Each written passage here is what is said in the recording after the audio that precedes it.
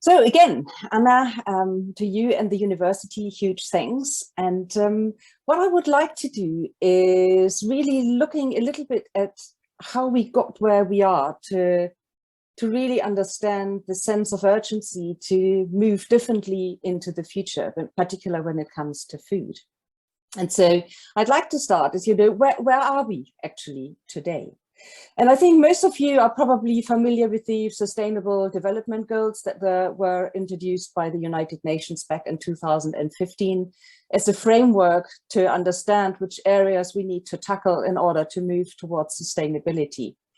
And as you can see, Sustainable Development Goal number 1 is called Zero Hunger, and it's all about ending hunger for everyone on this planet and improve nutrition, and above all, probably promote sustainable agriculture. And I will say quite a bit more about that. The global population is expected to grow to nearly 10 billion people on our beautiful planet. And all these people, of course, want to eat. And as the standards of living and the income around the globe hopefully improve, what people want to do is eat much more than we currently do. So that is expected to go up by 50%. And what is even stronger is the desire to eat more meat, which is expected to go up by about 70%. And you might wonder why that, why I'm emphasizing that so strongly. But it might help to understand that the greenhouse gas emissions that are associated with the production of food are quite significant. And you can see the different types of food and the greenhouse emissions associated with that.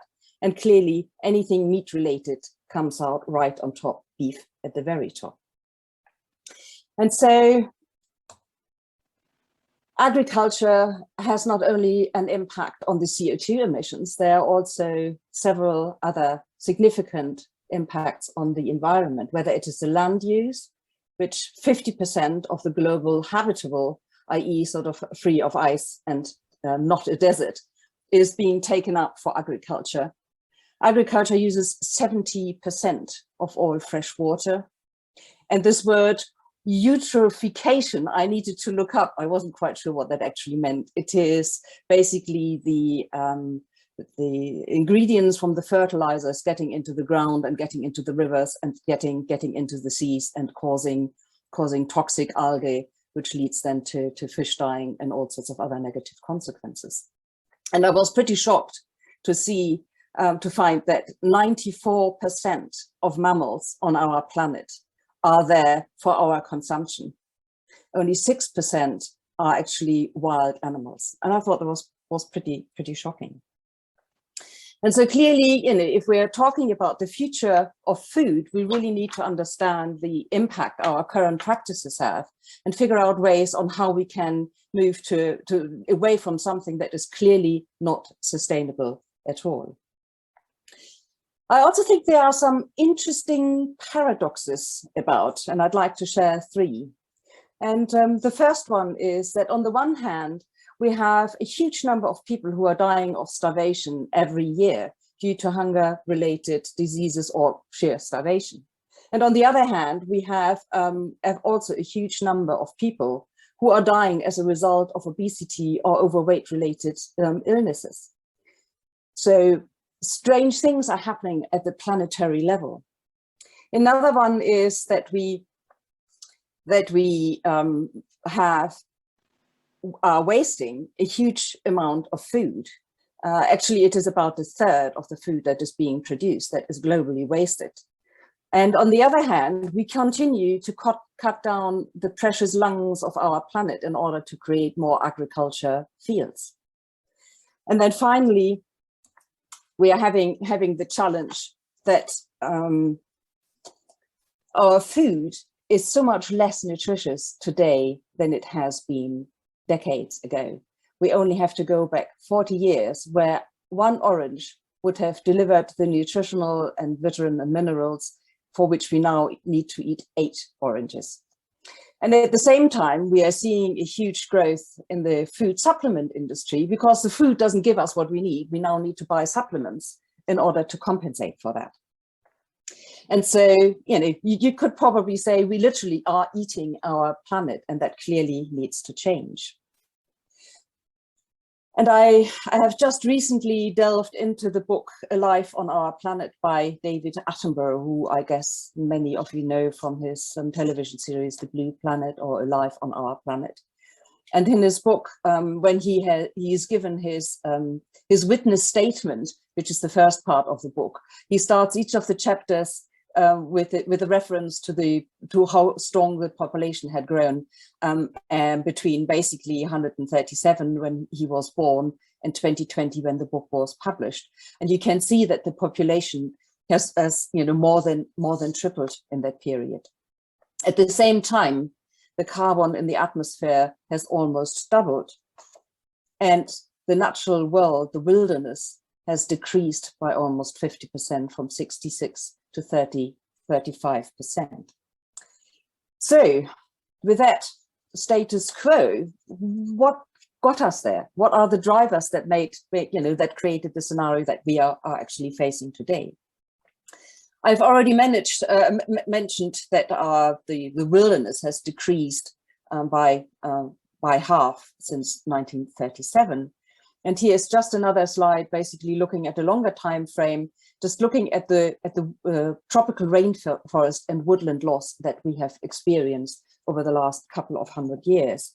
And as I always find that pictures speak louder than words, I'd like to share the images of Borneo from 1950 to 2020, where you can see how dramatically decreased the forest cover of that country and island has become. And in order to feed the masses, and also driven by the belief that bigger is better, we have created mega fields that look like this, where there is literally no tree, no hedge, nothing inside. It's just plain fields for miles and miles on end. And of course, we know that these fields also lose a huge amount of fertile soil. If you're having fields like that, and if you're having a storm, a lot of the fertile soil is carried away. Indeed, an estimated 24 billion tons of fertile soil are lost every year due to erosion. And that is 3.4 tons lost for each and every one of us living on this planet.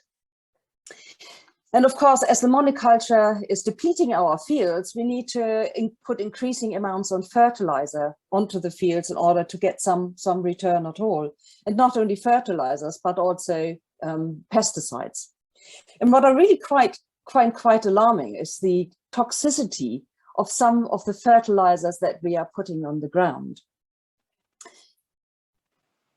I hope you've been seeing the slides all the time, because I just got the notification saying participants can now see your slides. So I hope that you've been able to. Yes, thank you. Thank you for the feedback, Anna. I do appreciate that reassurance. Thank you. Yeah, so the toxicity of some of the stuff we are putting on our food is quite alarming. And I'd just like to share the example of one pesticide called Syngenta, or the company is called Syngenta, and their best-selling pesticide, paraquat, is so dangerous that just one sip of it can actually be lethal. Chronic exposure, even at low doses, can cause Parkinson's disease. And the pesticide was first marketed in 1962, but was banned in the EU only in 2007 on the grounds that it is too dangerous for European farmers even when wearing protective equipment. However, despite this, Syngenta continues to manufacture the herbicide at its plant in Huddersfield, UK, and continues to export to countries in South America. Indeed, in 2018, British authorities approved the export of more than 28,000 tons of a mixture based on this poisonous herbicide. So, I mean, do we really believe, especially that we like fresh fruit and vegetables, all kinds of exotic ones from around the world, do we really believe that it does not come back onto our table if we are exporting poison to other countries? And of course, there are consequences of the use of all those chemicals, herbicides, pesticides, fertilizer on our fields. And the one that's been talked about a lot recently, of course, is the decline in bee population that has, where we've seen a very dramatic decline. And why is that a problem?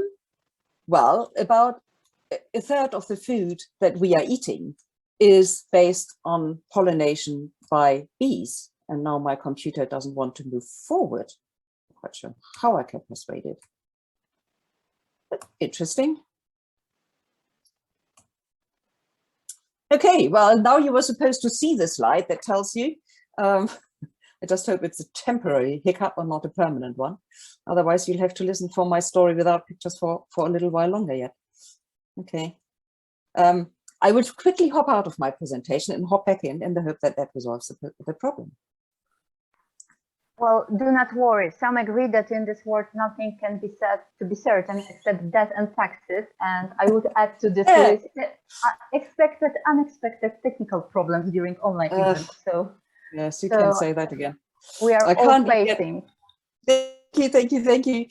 I can't even get out of the presentation, which is very interesting. So just stop sharing. And even though I can stop sharing, it still doesn't get out of my presentation. Yes, now it does. Okay, let's go to the slide where I want to continue and hope it works. Yes, nothing like dealing with challenges of technology. And are we back? Yes, some thumbs up if you can see my slides again. Wonderful, thank you. Yes, so the very strong deterioration of the bee population is a huge problem because 1/3 of what we eat relies on pollination. So definitely a big challenge. And as the nature is all a huge interconnected system, and it's of course not only the bees that are disappearing, it is insects generally. As a friend of mine said, when I used to drive from Shropshire to Scotland, you needed to stop in between to scrape all the insects from my screen so I could still see. And now I get the journey without a single insect on my windscreen. So it is not only the bees, it's generally the insect population that is deteriorating and disappearing. And of course that will have further consequences, and it's stuck again. No, it's not, right. Okay, it has domino effects, and we know that. Now I'm getting a little bit frustrated. There we are. Let's do it like this. That about 2.9 billion birds have disappeared since the 1970s. And of course, it is not only the birds, it's all the other animals as well. And there obviously have been predicting or anticipations of the rate of extinctions that we might expect. However, of course, these have been far, far, far exceeded.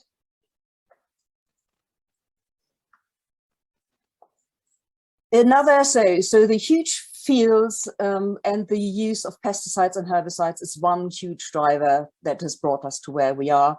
I've already mentioned the meat consumption, and that is another huge factor because again, it has gone up year by year by year, and it has doubled over the last couple of decades. And if you then look at not only the CO2 emissions of beef or related to beef production that I've already talked about, it is also the land use associated with it that is actually quite dramatic.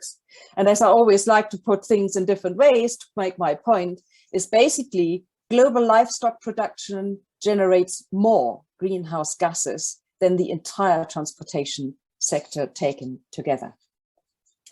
One final point I'd like to make here is what is driving the scenario are also subsidies for the agriculture sector, which some consider to be indispensable, while others say sort of it falsifies the market and encourages farmers to stick with monoculture growth.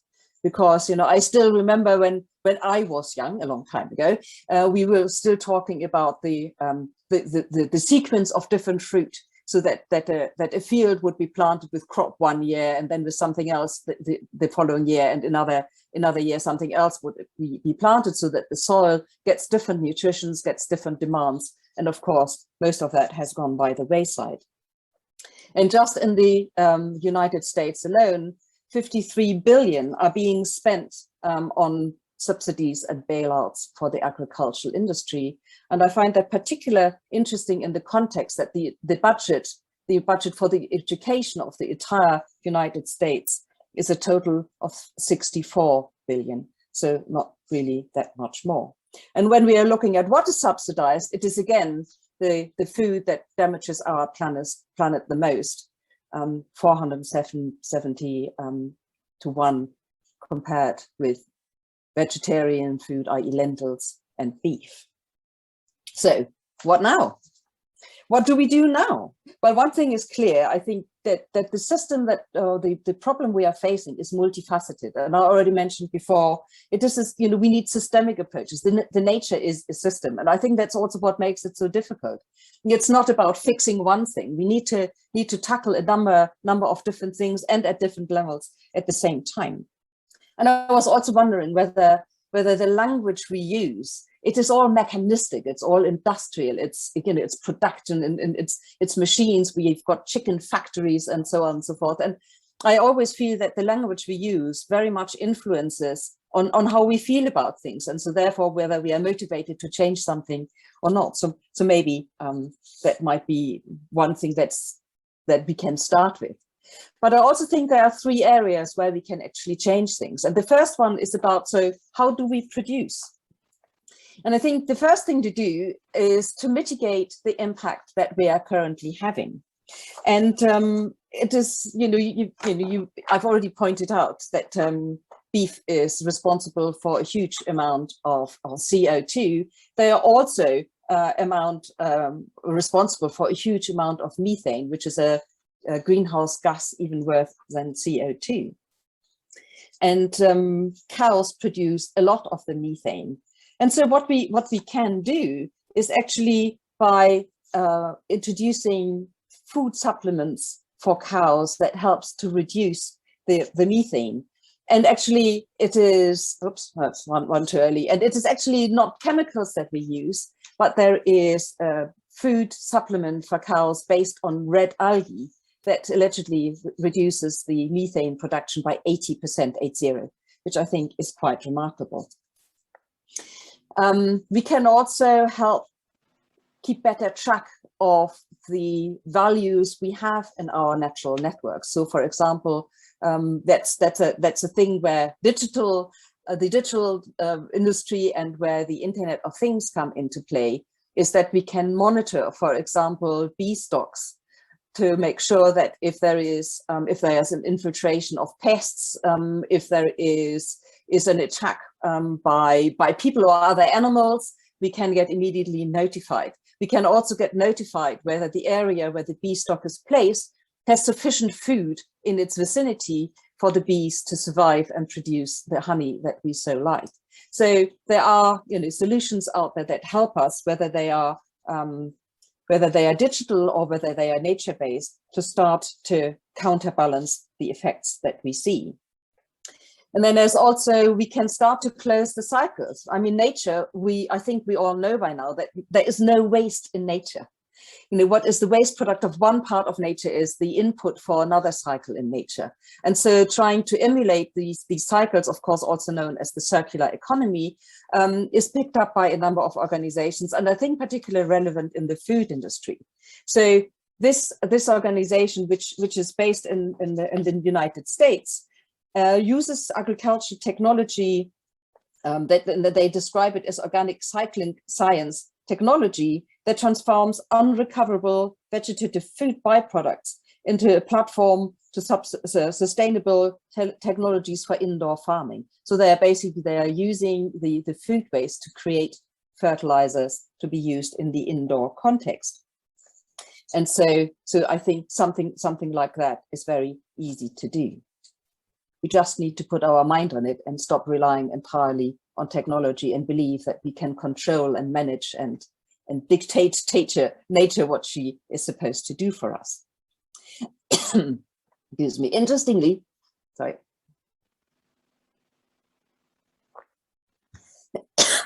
Interestingly, I think it is also going back to the past that actually helps. And I don't know whether you've heard about permaculture.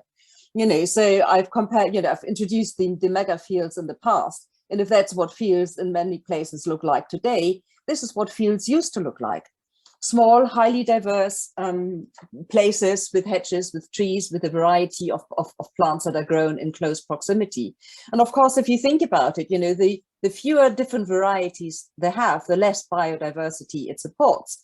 And the more different things you introduce, the better the diversity is supported, and then the more resilient the ecosystem becomes. And I think that is a really, really important point, the resilience, because I think many of the landslides that we experience are because we have put buildings in places where they don't belong. We have cut down trees so the roots stop holding the soil together. But the more variety of nature we can bring together, the better the support of biodiversity, the greater the resilience. And I know that there's always the argument saying, yes, but we need those huge monocultural fields in order to produce the amount of food that we need to feed the world. Well, this does not seem to be so. There has been a project looking into the productivity of monocultural fields and what they call polycultural fields. And it turns out that you can produce on 1 hectare of a polycultural field where you need 1.4 hectares for monocultural ones. And another thing that just came to mind, and I've read a lot about it in little posts on LinkedIn, is basically using communal spaces again for the people who live there by planting fruit trees, for example. And there are sort of quite a, you know, Copenhagen has recently announced that they are planning to plant fruit trees in public places, that they are then free for everyone to pick the fruit if and when it is appropriate. And I also found that, you know, by engaging in these activity, you create much better literacy, food literacy for everyone. And I think that is really important because in 2017, the British Nutrition Foundation did a survey with 14 to 16-year-olds about, well, actually from 5 to 16, with 5,000 school children. And I thought it was quite alarming that quite a large percentage of them thought that tomatoes were growing underground, that pasta comes from animals, and that fish fingers are made of chicken. So it really shows that we have some work to do to reconnect our children, our societies with the nature and with the food and how it is produced. In this instant, I thought it was quite a lovely example on how you can use technology, again, to improve the situation for local communities as well as food security, is this example from Peru, where they are using a former billboard, where they have created, what is it called? Hydroponical system, this is called air lettuce. Because the systems extract humidity from the air and funnel it to the lettuce that is growing underneath the billboard. And these lettuces are then free to be picked up by the community. And I think in the first month of operation, 2,800 lettuces were produced via this system. So that is expanding the resources we already have. Another way to expand our resources is this lovely floating farm from the Netherlands. And again, here we have a combination of technology, of digital, of nature-based insights. And what you have here is 3 levels where you've got solar energy on the rooftop. You have hydroponics for crop production at the middle level, and below that you have aquaculture for fish cultivation and other species.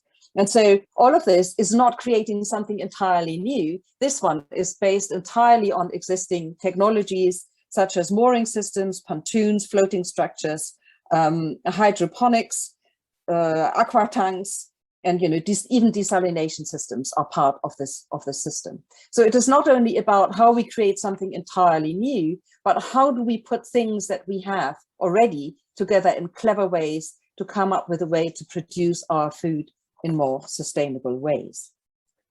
Another way to expand our resources is vertical farming. And if you think about it, if you grow everything on the ground, you are very limited. But if you are growing vertical, literally the sky is the limit. And it was an American biologist, Dixon Despommier, who developed this concept of vertical farming. And again, sort of these methods tend to be soilless, so there's no soil involved. Again, they use this concept of hydroponics, aeroponics, and aquaponics, all sorts of ponics going on there to grow the crops. And so basically by constant monitoring and using, again, digital infrastructure, the plants get exactly the amount of nutrition, exactly the amount of light that they need to grow. And all of it is done without any fertilizers and without any pesticides.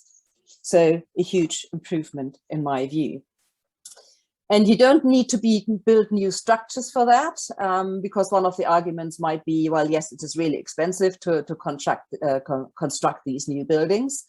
Again, an organization from the Netherlands has started to use old shipping containers and install the vertical farms in these shipping containers. And of course, the beauty is you can transport them everywhere, you can take them everywhere, you know, they can take them where they are needed, and they use very little resource indeed. So expanding the resources, you know, minimizing the impact, expanding resources. And then also the thing is, which connects to the vertical farming, is really to find a way to know what is needed at what point in time. And again, this is made possible by digitalization, is where you can get reports of your fields, whether it is via sensors, via drones, or via satellites, that report what the field that you are farming is performing well, whether anything is needed, whether there's any problem, whether there's any damage. So you can start acting before the problem develops into a crisis. Because very often, you know, you can't be on all your plots of land at the same time, and especially in remote areas. It is really helpful to use the technology to support knowing what needs to be done by when, and also, for example, to harvest at just the right time, so you're not losing out by overripe or underripe fruit that you are bringing in. And recently, I was at a wonderful conference in the Netherlands, in Leiden, called Brave New World. And if anyone seeks inspiration for, well, almost anything, it's just to broaden your mind, I can recommend that. And one of the presenters, a lovely young lady called Nadina Gale, or Galle, I assume, as she is Dutch, proposed a new vision, and that is not the Internet of Things or the Internet of Food, but the Internet of Nature. And you know, there are all these different things where she can see the Internet supporting a healthy natural environment, and of course that includes food and food production. So you know, you have, you know, the observation when fields, aerial observation when fields might need support, whether it is, you know, as I said, whether by aerial observation, by satellite. You can look at smart building and green infrastructure, so basically where the green that you grow, whether it is just plants or whether it is food, can help control the environment or monitor the environment of the buildings. You can basically use it for planning, you know, to have better input into planning decisions, to make sure that you minimize the impact of buildings and maximize the benefit in terms of sustainability. Plants become biosensor for ecosystem resilience. You can have aerial seeding for urban reforestation, or generally, you know, reforesting by basically dropping not bombs but plant seeds, which is actually happening a lot in Africa. You know, you can use it for virtual collection of plant pathology information, i.e. sort of in terms of pest detection and diagnosis. You can use the sensors for monitoring stormwater, you know, so you can monitor when the drains are getting too full, that there is a risk of flooding and things like that. I mean, I really like this concept, you know, and she's got many more things, and there will be a link, or I can put a link to her website onto onto this slide, the slides of which I'm very happy to share if anyone is interested, if you would like to find out more. So if this is all really about the way we grow our food, the next thing where I believe we can and should change things is, how do we get it from where it is grown to our tables? And so, well, actually, I'd like to ask you a question. On average, how many miles or kilometers does food travel before it ends up on your plate?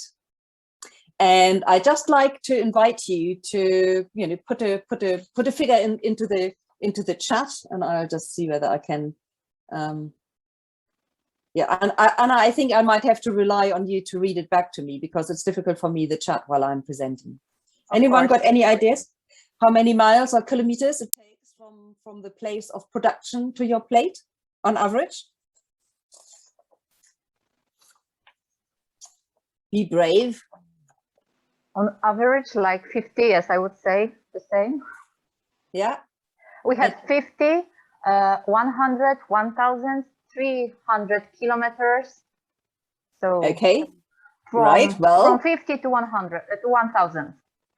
Yeah. Well, not even close. Not even close. And that is the average. Oh my God. That is just the average. Okay. And basically, I just sort of got this example of the long road. An apple, basically in America, it takes about these 1,555 miles to get from the place of production to someone else's plate. Which, and again, I'd like to emphasize that is the average. It's not the maximum; it's the average. And I'm sure you all know the difference. And not only that, it's basically, oops, there was a piece missing. Basically, it also seems that meals in America contain food from at least 5 different countries. So this is only one piece of food. Just imagine when you add it all together. If you've got a nice 3-course meal, just imagine the number of miles that food has actually been traveled to get to the table. And so, of course, what we can do about it, is just understand the seasons, understand local grown food, understand the implications of buying something. You just be aware that if you go to the supermarket, and if I'm here in Germany and buy strawberries in the winter, they will have come a long way. And while I absolutely love strawberries, I do love sustainability and protecting our environment even more. And just this gives you the difference between basically buying the food in the supermarket, where it is sort of being transported all around the world, and if you buy from a local farmer's market, and the differences in mileage these things travel is quite amazing. And actually some form of transport are more polluting than others. For example, air freight, of course, we know, generates 50 times more CO2 than sea shipping. And and ships are also not exactly clean with the generators that they use. So I think it is whichever method of transportation you use, buying locally will always be the better option. And in order to be really, as a consumer, to understand whether we are actually buying sustainable or not, it's sometimes really difficult. Very often, especially in the European Union, you go into the shop and you find produced in the EU. Now, if you're in Scandinavia, that might be from Greece. So again, it has traveled quite a long distance. And so I think it is important, again, to develop technologies that help us create transparency and traceability. And this is just sort of one example of an organization called Farm Force, who have produced a way to enable you, or to enable farmers to track their produce from the site of production to the consumer, or the buyer. So basically, if I'm a supermarket and I want to claim sustainability, at the moment I can only assess from the processing plant or the collection plant to my shop, but I was not able to decide what is happening before that. And with technologies like the one from Farm Force, we can now do that. And so the claims of sustainability are distinguishable from greenwashing, which we've also got quite a lot of. And so another thing we can do in very clever ways is to extend the shelf life, because remember, 1/3 of food produced is being thrown away, 1/3. And so extending shelf life, of course, is one of the things that you can do. And I've got two examples here. This one is called a peel, and basically that is using a material that already exists in the peel, seeds, and pulp of all fruits and vegetables. And so they're using that to create a protective layer around fruit and vegetables, which basically mean that the mold, that the bacteria that cause the deterioration of our food will not be able to get to it so quickly. And so it basically can enable fruit and vegetables to last twice as long on the shelf than it normally used to. And very much along similar lines is an organization called Polynatural, who's developed something based on lip tips and plant polymers, which is again covering the food and preventing the mold from destroying it. So, I think there are a lot of things, and what I find encouraging, or most encouraging, is we find ways that combine things from nature. Because nature has been doing this stuff for 3.8 billion years, right? So there must be something that we can learn. And of course, many of you will also be familiar with the concept of biomimicry, which is looking to nature to understand principles from nature, design principles from nature, and apply them to a different context. So, how does nature protect? How does nature prolong? And so on and so forth, and learn from that and apply that. And it is generally the combination of learning from nature with technology that is available to us that really helps to shift the needle. And actually extending the shelf life is not only at the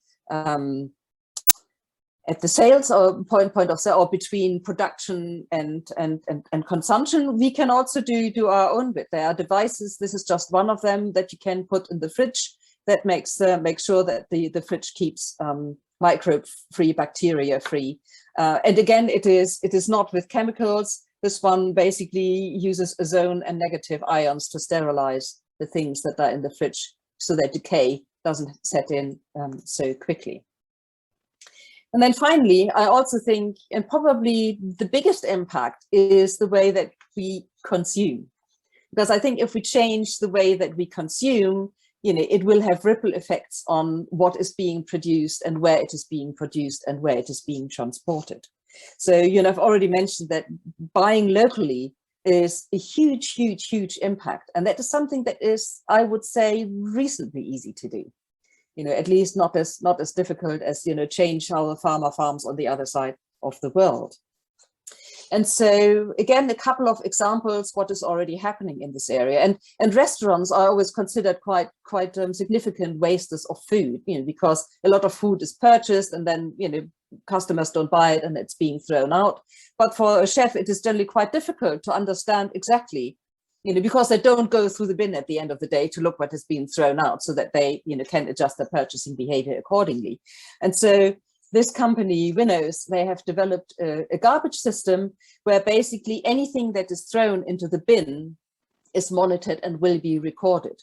And so with that information, the chef can then see, oh, we always throw out, this particular kind of lettuce, or we are always throwing out green olives filled with almonds, or whatever it is. So, but they get a much better insight into what specifically is being wasted and can adjust their purchasing behavior accordingly. And according to the company, in 2020, this approach helped amazingly to save nearly 160,000 cubic meters of water and nearly 274 tons of food.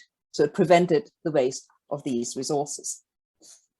And again, it is better food management. This is one example for the catering and restaurant industry. And again, there are smart fridges that can help us do the same at home. It's through, again, the digitalization of things. The fridge can tell you what food you have. And some fridges even can make suggestions on what you can cook with the food that is available in your fridge. It might alert you to things that are about to expire in terms of their expiry date. It might alert you that you are running out of cheese or milk or beer, for that matter. So we can also keep monitoring our food consumption that way. And coming back to what was said earlier, probably the biggest impact on the environment, on the land use, is what we eat. And so actually at the moment, 50% of the habitable land area are used for food production. However, if everyone wanted to eat like the people in the United Kingdom, that figure, we would require 95% of habitable land for our food production. And if everyone wanted to eat like the people in the United States, one planet would no longer be enough. On the other hand, if we decided to go vegetarian entirely, we would only need 12%. You know, I'm not saying that everyone should become a vegetarian. I just like to raise the awareness for the implications of what we eat for the well-being of our planet. And maybe we don't have to forego eating meat entirely. Maybe it's just sort of, you know, meat, but not as you know it, Jim. Because by now we have plant-based meat, we have lab-grown meat, and this is an illustration that compares lab-grown meat in terms of the resource requirements with farmed or, you know, conventionally farmed beef. And you can just see in terms of land use, it only uses 1% of the land required for conventionally farmed beef. It's got a fraction of the greenhouse gases, and in terms of the energy used, it is also just over half of what is needed. And so, you know, I'm always at the point where I start to light up, so we have got lots of time for discussion.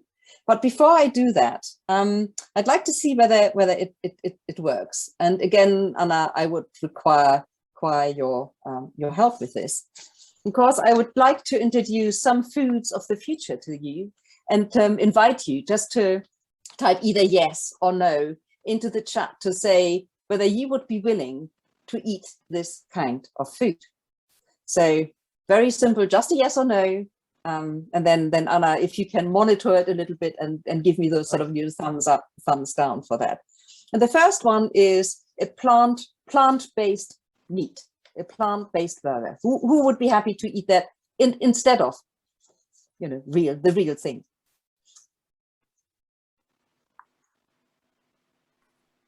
Right, I want to see the figures in the chat. I can see how many people are answering in the chat. So well, keep going, guys, keep going. Yes. The chat is saying, the audience is saying yes to this yes, solution. Good, yes. Good.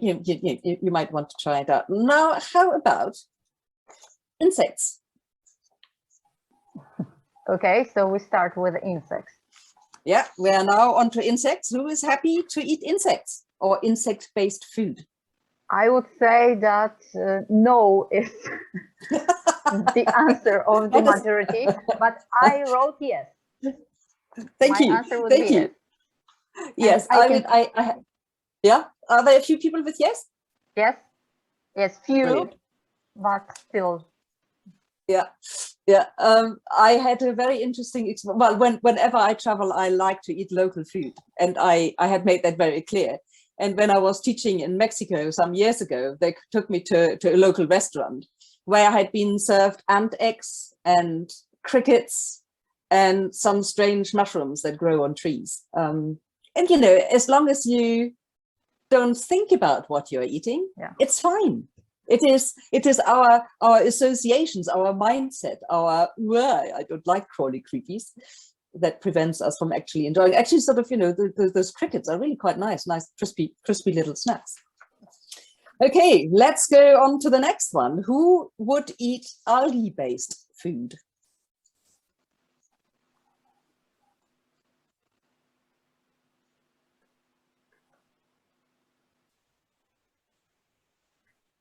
Okay, so we have a few yeses, could be, never.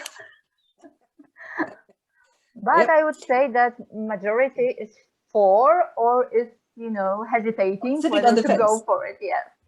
Yes, yes, yes. Well, I did say either yes or no. Don't sit on the fence. But you know, I do understand. We'll push them towards yes. Yes, yes, yes. I mean, if I had put here a different picture, I mean, you know, who likes Chinese foods and who likes crispy fried seaweed, or who likes sushi? Very often, you know, sushi is wrapped in these things. So you know, it's how it is presented, the language we use around it, you know, that might it is our mindset, I think, that prevents us from embracing these strange foods. Well, I think the next one is probably not so tricky. This is because, of course, food also is has a huge impact in terms of food packaging, you know, especially with the plastic bottles. And so this is something coming out of Imperial College in the UK, where they've developed an algae-based container for liquid. And so rather than drinking out of a bottle, you pop this thing into your mouth. And you can put all sorts of other things into it as well. So who would be happy to try that? Okay, so I'm collecting the votes. Yes, yes, yes. Yes. Anyone know? Any no's? No, I can see so far. No no's.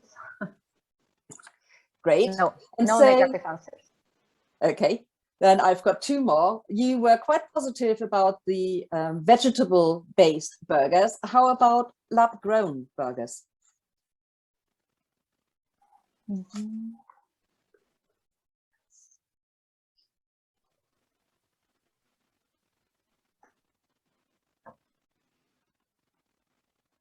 Okay, so we have yes, not for me, no, no, no. I would say that we are divided, or no to lab, even one comment. Prefer not to eat if there's no alternative choice. Yeah. Yeah. Okay, but love to try is the answer that pop out as well. So. Yeah. Well, I have tried both plant-based meat and lab-grown meat, and you know, if people wouldn't tell me, I think the quality of the non-farmed meat is really cool. So if you haven't tried it, I would invite you to at least try it once. Or no, what I would like to invite you to do is for someone else to cook you 2 steaks, one of each, or 3, one of each, and then make up your mind after that. Because if you're cooking it yourself, you know what it is, and you'll probably say, "Whoa, no, I don't like it." It's a bit like wine tasting. If you tell people it's an expensive wine, they really like it. So you know, we can fool ourselves in believing many things. And then the final one I have is: would you eat 3D printed food?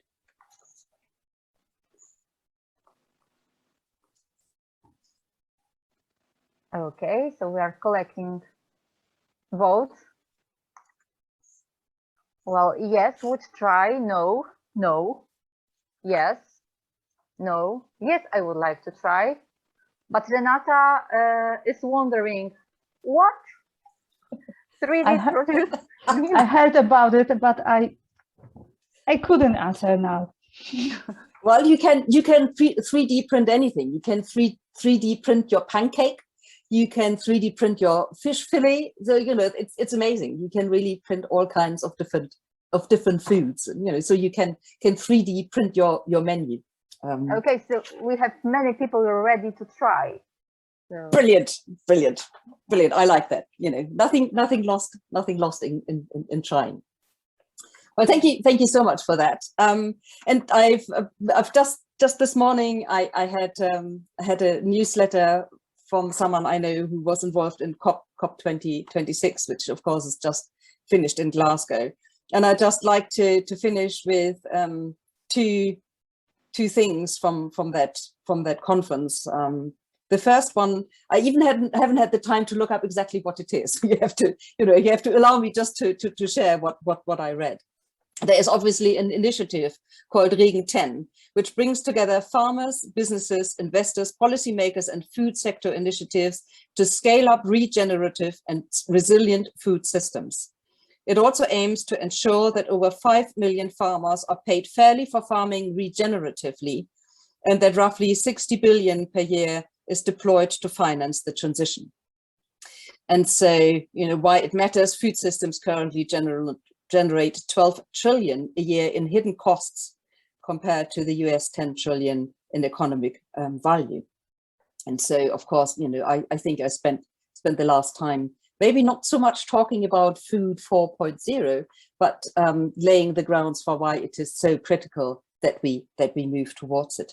Because clearly, our current ways of producing, shipping, and consuming food hugely contributes to the climate crisis, biodiversity loss, and so on.